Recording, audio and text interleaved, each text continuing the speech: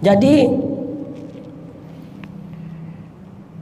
orang yang bermudah-mudah atau bersikap remeh di dalam perkara meninggalkan sholat, azabnya didahulukan oleh Allah di dunia. Jadi azabnya didahulukan Allah di dunia. Artinya mereka mendapat azab bukan hanya di akhirat saja. Orang yang meninggalkan sholat mendapat azab atau siksa daripada Allah Subhanahu wa ta'ala bukan hanya ketika di akhirat saja. Mereka di dunia pun sudah mendapatkan azab, bahkan sejak masa ajali dikatakan. Masa di mana belum ada segala sesuatu di alam ini disebut masa ajali. Jadi sebelum Allah menciptakan kamu, dengan sifat ilmunya Allah sudah tahu kalau kamu bahkan meninggalkan sholat ini pada tanggal sekian, pada pukul sekian, pada tahun sekian, Allah sudah tahu. Ya, Allah sudah mengetahuinya dengan sifat ilmunya. Nah, itu dalam kajian tauhid. Ya, insya Allah nanti akan ada pembahasannya setelah kita menyelesaikan kajian fikih kita di kitab ini. Nah, termasuk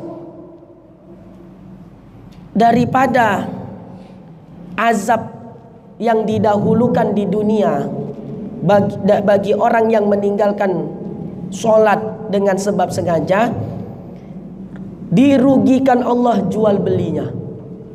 Jadi yang punya usaha, punya bisnis, usaha bisnisnya malah merosot, bahkan atau stagnan, tidak ada kemajuan yang signifikan. Ngerti maksudnya? Periksa ibadah sholat Anda. Oh, saya nggak pernah meninggalkan sholat, Ustadz.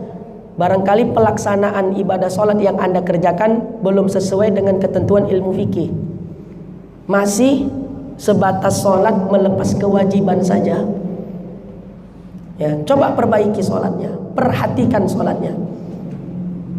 Jadi termasuk itu azab yang didahulukan oleh Allah Ta'ala di dunia bagi orang yang meninggalkan sholat, disempitkan Allah rezekinya, susah pasti itu. Ya, mulai sekarang kalau memang Anda sudah termasuk orang yang menjaga sholat 5 waktu tapi sulit juga rezekinya, periksa lagi sholatnya. Barangkali ada yang salah, mungkin cara takbiratul ihramnya tidak sesuai bacaan Al-Fatihahnya karena dia baca di dalam hati misalnya.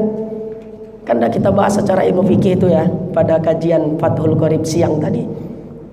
Mesti itu, pasti ada yang salah dengan sholatnya. Nah, mudah-mudahan dengan kita memperhatikan daripada sholat yang kita kerjakan, semakin membaik pula kondisi ekonomi daripada diri kita ataupun keluarga kita. Mesti itu, pasti. Ya, kalau bermasalah dengan ekonomi, perbaiki sholat. Ya, perbaiki. Kalau udah diperbaiki semua, sholat pun udah sesuai ilmu fikih, ya udah berarti itu ujian daripada Allah Subhanahu wa ta'ala. Kesempitan ekonomi itu menjadi ujian bagi Allah. Jangan kamu hidup susah, kamu katakan, oh ini ujian. Jelas-jelas kamu nggak sholat, itu bala. Itu bala, itu siksa. Paham? Ekonomi Anda sulit, rezeki Anda mandek. Dengan enteng Anda katakan saya sedang diuji oleh Allah. Allah, jelas-jelas dia sholatnya bolong-bolong. Bukan ujian itu, bala atau siksa itu.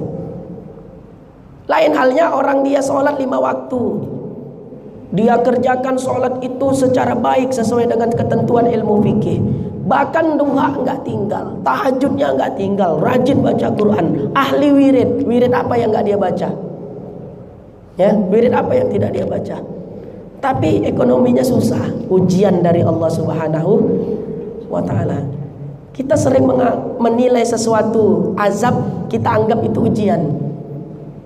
Ya, kita sering menganggap sesuatu azab, sebenarnya itu azab, itu siksa daripada Allah Subhanahu wa ta'ala. Tapi kita menyangka itu ujian.